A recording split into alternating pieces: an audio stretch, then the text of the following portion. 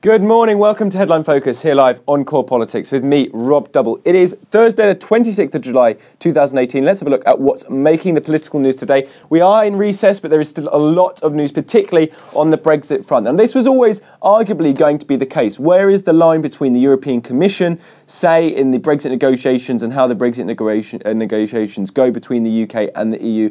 And where does the member states, the EU27's opinions count as well? And where is that line between who has the final say? Reports are coming through today that German Chancellor Angela Merkel is tiring of the European Commission's inflexible approach to Brexit, or more inflexible approach than perhaps she'd like, and is perhaps hinting that it's time for the EU27 to take control of the negotiations from the EU. So that would be away from the minds of people like Jean-Claude Juncker, Michel Barnier of the European Commission, and more to the actual heads of state of the EU27 nations, who are going to obviously be affected massively by the outcome of the negotiated deal. Now, the concern is pretty much that if the European Commission play too hard ball, and particularly regarding the Chequers arrangement, which has been put forward by the UK government in terms of a future relationship, then it will, rather than using it as a starting point to negotiate, what will happen is it will put more pressure on Theresa May, undermine Theresa May and her leadership position within the UK, as of course Theresa May has personally put the Chequers Brexit proposal at the heart of her personal opinion on what the UK-EU negotiation should look like in terms of an outcome. But also it raises the prospect of a no deal. As we've seen, Theresa May does not have the political capital to be able to negotiate further concessions with the EU when it comes to negotiations, and therefore if the EU will not move and neither the UK will move, the likelihood is that there would be a no deal and no one will be able to reach an agreeable outcome.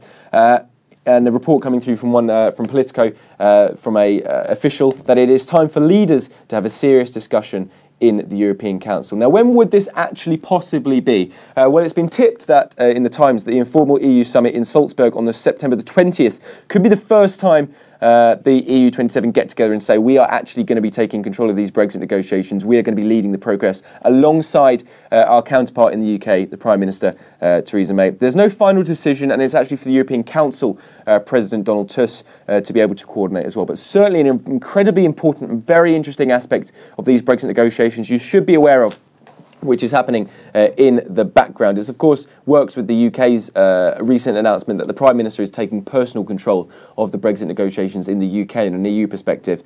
And that was announced, obviously, in the written statement by the Prime Minister earlier this week.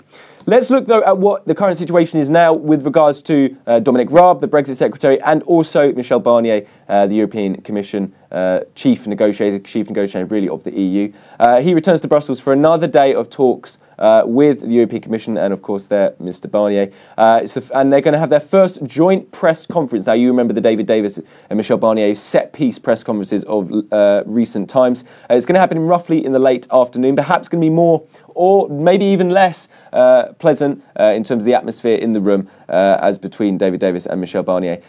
Dominic Raab, though, in a piece for the Mail today, has said that we have a plan with ambition, the energy to deliver, and we are working hard to resolve the outstanding issues with our EU friends. So I trust that ambition, energy and pragmatism, interesting there, the word pragmatism, will be reciprocated. So they're really pushing for the EU to soften its Brexit position and to be far more accommodating of the EU Chequers plan. And this is part, of course, of the cabinet-wide EU tour. The cabinet are going around the whole of the EU trying to, in their respective departments and respective ministerial responsibilities, push for member states to be far more open to the ideas the UK is putting forward, particularly around security. Today, the Home Secretary Sajid Javid is in Lisbon, making the case for a close partnership, particularly on security. No doubt more lines from that press conference with Dominic Raab and Michel Barnier later on this afternoon.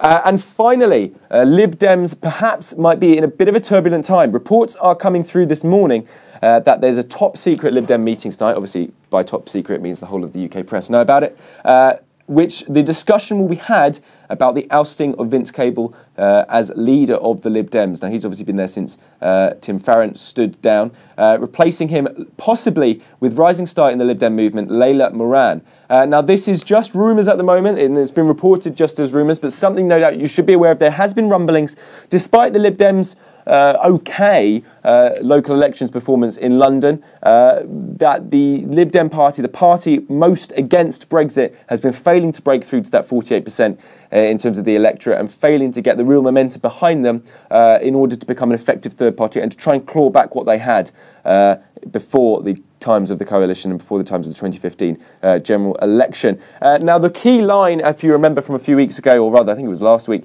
was the missing Brexit votes and the criticism that Sir Tim Farron and Sir Vince Cable came under, both former leader of the party and current leader of the party, about missing and not being in the House of Commons for that most important Brexit vote surrounding the customs proposals of the government, in which they only passed the proposals by 3 votes. And obviously both of them not being there, hugely symbolic, given that Lib Dems are supposed to be the party fighting harder Brexit and the government's Brexit vision, for the 2 most prominent people in the party not to be there to vote against the government. Huge amount of criticism went their way, particularly from Remain voting members of the electorate and campaigners as well. The Lib Dems have admitted on that case they've messed up. But that whole narrative feeds into what an interesting report this is in terms of Lib Dems' Vince Cable's position, and whether the Lib Dems are now looking for a new, fresh face to lead perhaps a fresh party forward going into the final stages of the Brexit negotiations.